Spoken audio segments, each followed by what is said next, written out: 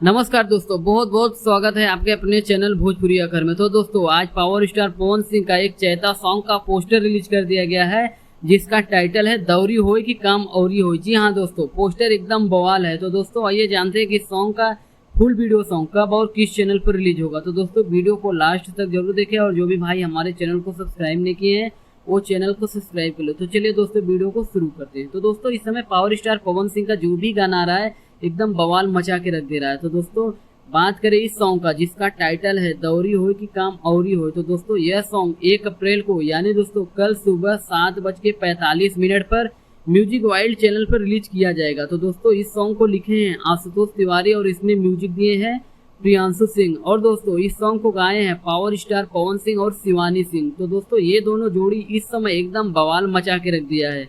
तो दोस्तों यह सॉन्ग कल सुबह 7:45 पर म्यूजिक वाइल्ड चैनल पर रिलीज कर दिया जाएगा। तो आप लोग कल गर्दा उड़ाने के लिए तैयार रहिए। तो दोस्तों यह सॉन्ग सुनने के लिए मैं तो बहुत ज़्यादा एक्साइटेड हूँ। आप लोग कितना एक्साइटेड है इस सॉन्ग को सुनने के लिए हमें कमेंट में जरूर बताएं। तो दोस्तों इस वीडियो में बस इतना ही, फिर मिलते हैं एक नए वीडियो में। तब तक के लिए धन्यवाद दोस्तों।